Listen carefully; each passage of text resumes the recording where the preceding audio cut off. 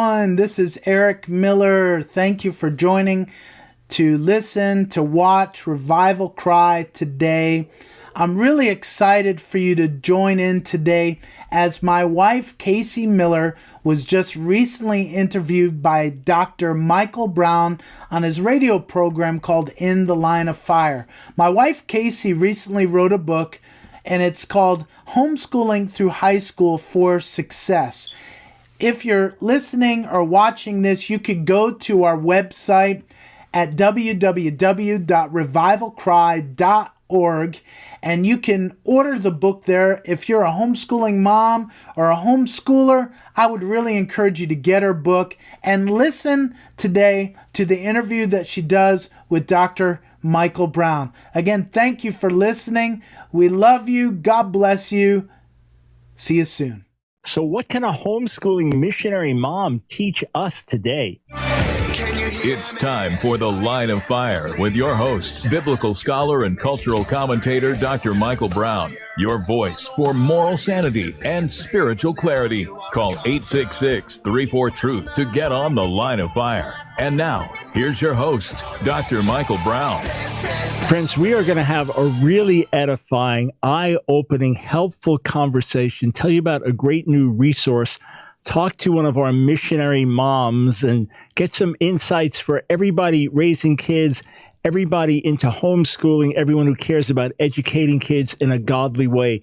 It's going to be a really, really interesting conversation. In fact, I may even put our guest on the spot and take some calls. So if you have a question about homeschooling, about training your children, about dealing with high schoolers, 866-34-TRUTH, 866-348-7884. Before I bring Casey Miller on, I just want to remind you, this is the last day we're going to do this on the air this week, but we have a special resource offer just available through the Line of Fire by calling. We haven't announced this on internet. We haven't sent out an e-blast. This is something we're just doing where you can call in and take advantage of a special offer.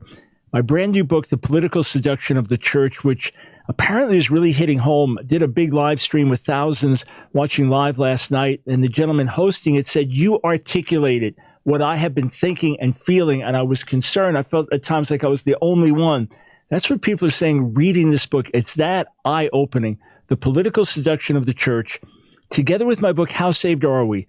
You'll read this book. It'll be one of those OMG things like, oh, that's the gospel. Oh, that's what we're missing. Oh, that's why things are so far off. And when you realize it was written in 1990, the OMG gets even bigger. That book and my message, Holy Desperation, one of the most important messages I preached in my life, preached during the Brownsville Revival, Hunger, Thirst for God, and Revival. That audio message, over $40 of resources for just $25. But you have to call to take advantage of this. So whenever you're hearing this, give us a call, 704-498-4673. That's 704-498-4673.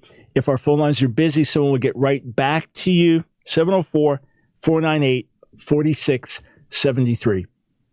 One of the great joys in my life is to watch those who have been in our ministry school, trained over the years, go out on the field, whatever field it is that God's called them to, and bear much fruit for the gospel. It becomes an exceptional joy when I see the children of those people sent out and that we have served together with over the years, see their children grow up and have godly hearts, passion for the Lord, solid grounding, and you know that the families are doing something right. Casey Miller, married to Eric Miller, who graduated from our ministry school in Pensacola. That family has been serving in the missionary field, the missions field in the Philippines for many, many years. And one of the things is when you meet the kids at every stage now, they're now in college and younger. When you meet the kids, you see these kids are grounded. These kids are solid. These kids are in love with the Lord. These kids are thinking kids. And Eric will always say, that's because of Casey. That's because my wife, well, she's written a book now.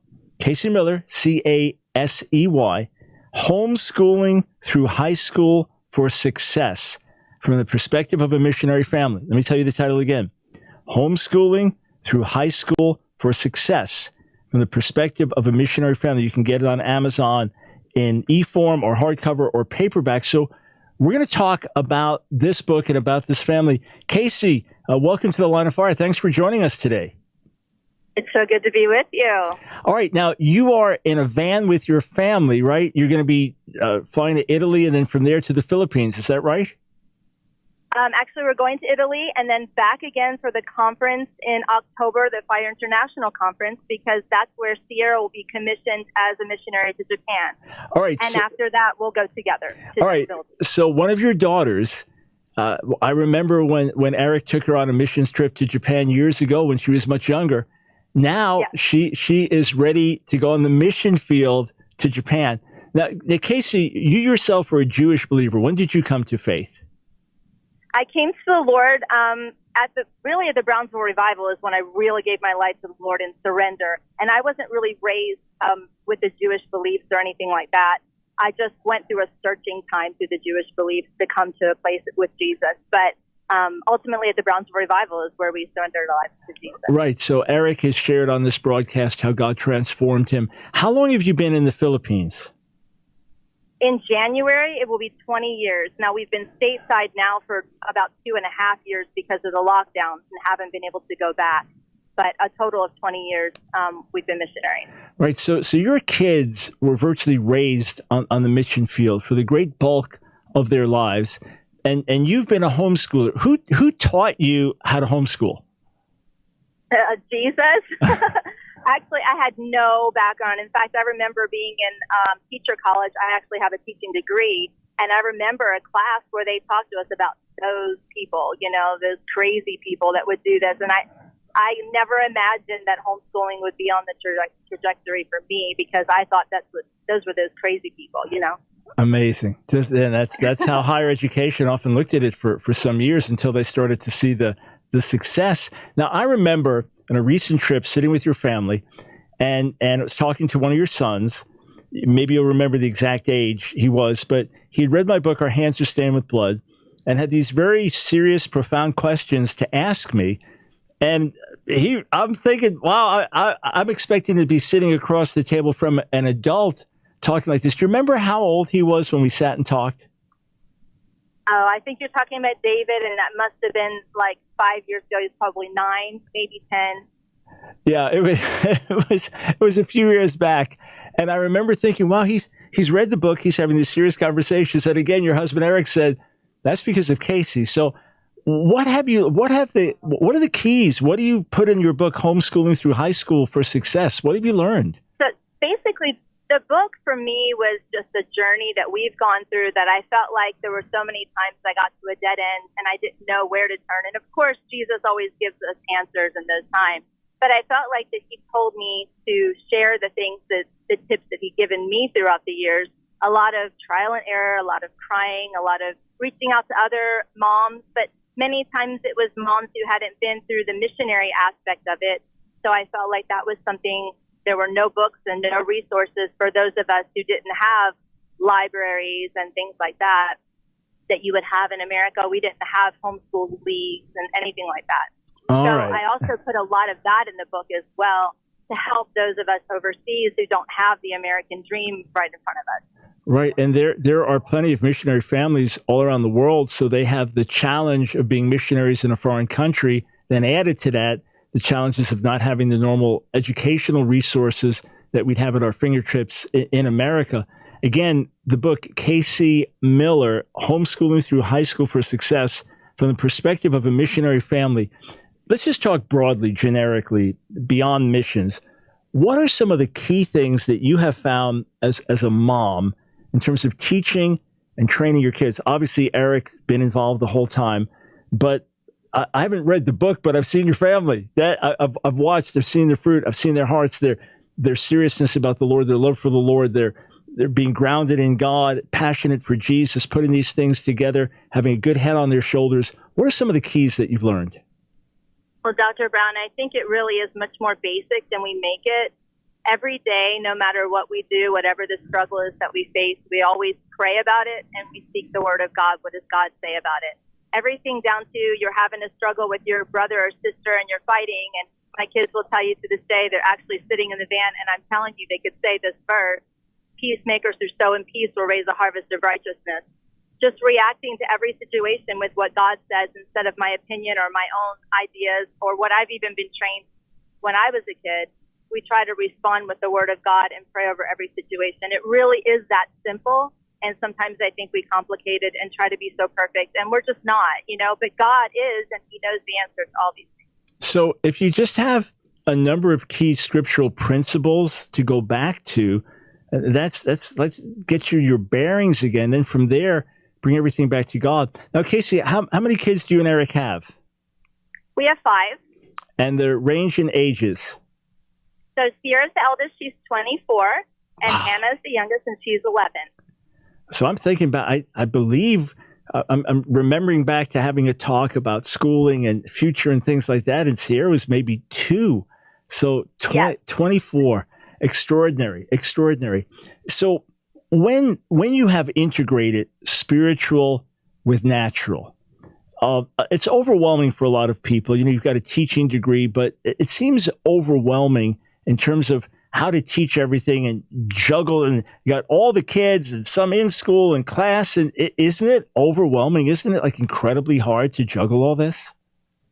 It really is overwhelming, and it is incredibly hard. And I think a lot of people give up because they think they don't have the intelligence or the ability or even the grace to do it. But I'm always brought back to the story about Solomon, where he went to God and he said, Lord, who in the world could ever lead this great people of yours? And he asked for wisdom. And there's multiple times I've just fallen on my face before the Lord. You would think with a teacher education that would be helpful, but in a lot of ways it was actually detrimental, because I learned how to deal with, 25 kids in a classroom. That doesn't work when you've got 5 different ages and 5 different grades. And most of what I learned was not applicable to homeschooling, although the actual academic material was helpful. But as far as teaching, it's very, very different. So I would literally lay before the Lord multiple times, and Lord, I need direction again. And we would together, Eric and I would pray over things and speak it out over each other. What's going on? What's God saying? So I think that's just really the basis, is to constantly go before the Lord and redirect. What is He saying for each individual child? And the trajectory for each kid is different. So you start with one kid who feels called to Japan as a missionary, and then you've got another kid who feels called to work with, Abigail is actually a social work, and she feels called to work with refugees. And then you've got Jonathan, who's on this pathway through engineering to try to help out tribes in other nations and help them to build wells and bridges. It's so different. So we really have to hear the wisdom of the Lord day by day. Yeah. And friends, I think one lesson, one takeaway is that none of us are really qualified, capable, doing things. One of the great revelations that it took me a long time to get, and really got deeper in me a little over 20 years ago, is God's strength out of my weakness. I start many days, especially in heavy ministry schedules, literally saying, Lord, your strength out of my weakness. I have gotten walking up the steps to a pulpit to preach, and my words are strength out of weakness, strength out of weakness. Here's a mom who's had tremendous success raising the kids. I mean, look at their hearts and their desire to serve. And she's saying, should I go to God, go to God, go to God. We'll be back with more from Casey Miller, the new book, Homeschooling Through High School for Success, from the perspective of a missionary family. Stay right here.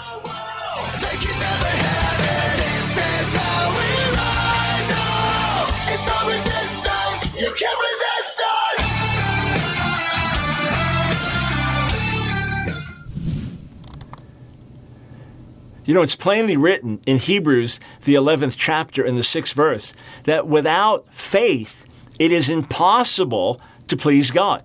You cannot please God without faith. It's written, without faith, it is impossible to please Him, for whoever would draw near to God must believe that He exists and that He rewards those who seek Him. Well, on the one hand, this is just simple and self-evident. How are you going to pursue a God you don't believe in? How are you going to believe in a God that you don't think exists? How are you going to walk with a God that you think is a figment of someone's imagination?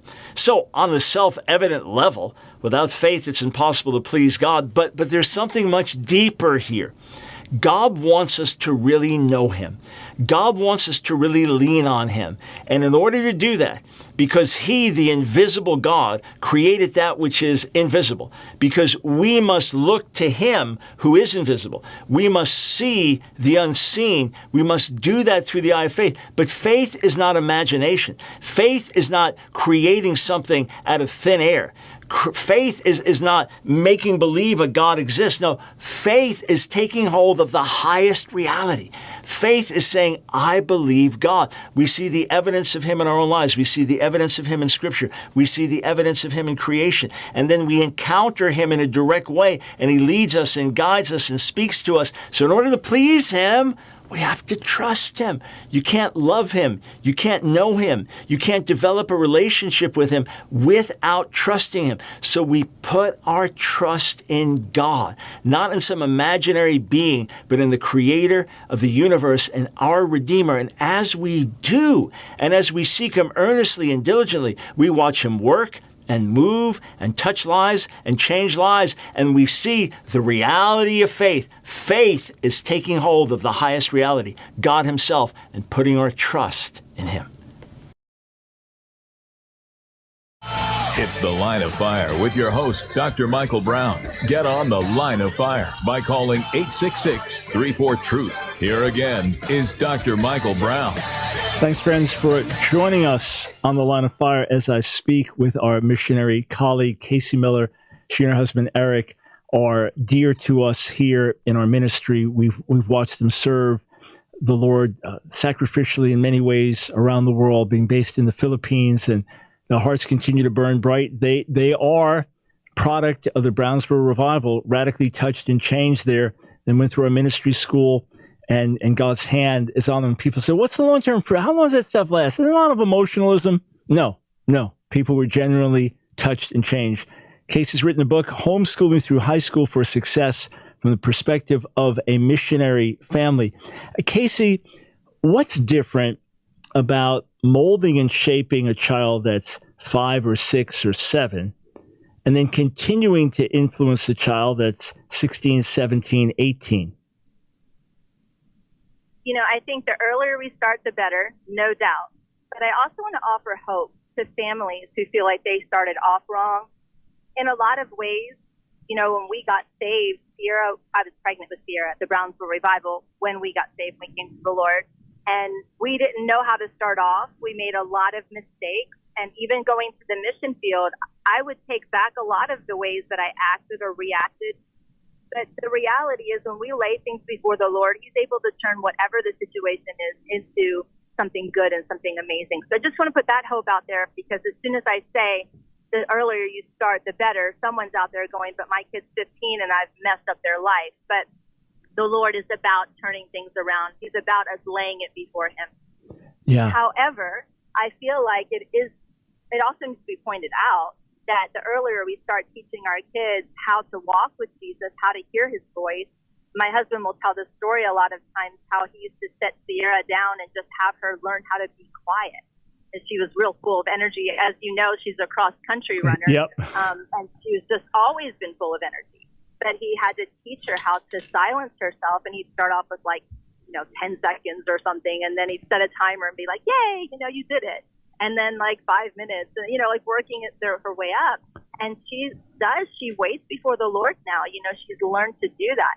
But I think it's a process that we have to think of it more like, as the mother of a runner, I think of it like a marathon rather than a sprint. Yeah. And have your kids learned to hear the voice of the Lord? Can you think of any stories where they heard from God for themselves?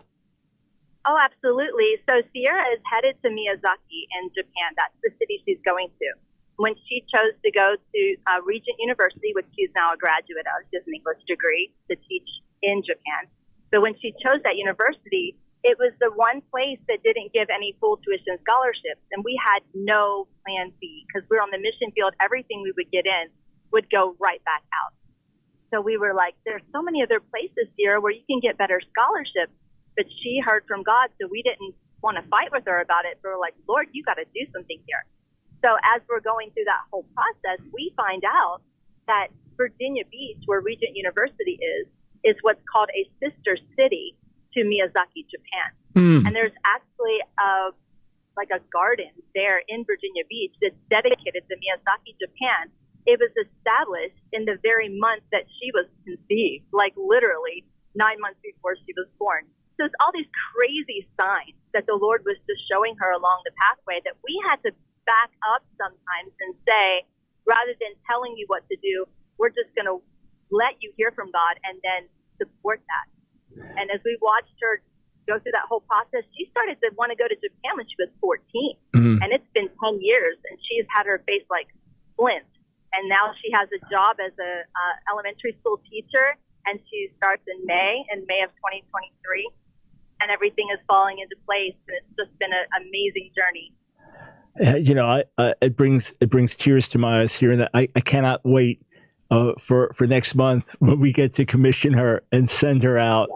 Remembering from the baby in the womb, but distinctly, I remember sitting and talking with you and Eric, and you were holding her in your arms, and to see the progress, to see the calling. I mean, that's what we call lasting, wonderful fruit. What about this though? There's so much social media influence. There's so many pressures. Any kid in the Philippines too, where you've served, can have a cell phone and can be seeing all kinds of things. How can we, as good parents, protect our kids from the wrong influences without sheltering them so much that when they're out in the world, they're just destroyed by it because they're not ready? What wisdom have you learned? Okay, this is a great time to plug this. I was waiting for this opportunity. In chapter 5 of my book, I have to point this out, Dr. Brown, because number 15 in that chapter is a thing that we did with Sierra, where we created a class where she would get on the line of fire and she would listen to it. And then after, she would write a journal of what she learned, and she created a debatable topic. And she had to debate on that topic to us and explain her perspective and her point of view. It was so beneficial to her because she was in the Philippines listening to American topics so she could understand how to engage the culture. So when she came to the U.S. and was faced with these things, she already had a good set of tools in her belt to be able to deal with what she was facing. So I would suggest that you get on Dr. Brown's show, or the Line of Fire, and do the same thing. It was a great way for her to engage. That's absolutely amazing to hear. Wonderfully encouraging as well. All right, listen, we just got a few minutes, but take us through the contents of the book, Homeschooling Through High School for Success, so our listeners can know what they'll get out of this book when they get it. Okay, mainly the book was intended for families that have kids in high school, and it was intended to help them to get good scholarships. That was my main focus. I want to see every kid who's homeschooled, who loves the Lord, go to college for free. So I have all kinds of practical tips, but in the midst of all of that, there's a lot of encouragement and a lot of personal stories. At the very end, I also have a whole section about third culture kids. That's what we call them. They've been raised in a culture that's not their ethnicity, but they really take on, say, for instance, Sierra with the Philippines, she really took on being Filipino, but there's an aspect of her that was very American. So when she came to America, it was like, what am I? What does this all mean? And how the culture works. So that's in there as well. But my heart was really mainly for those who have kids in high school, because many times that's when people give up with homeschooling. They feel like, I can't do that.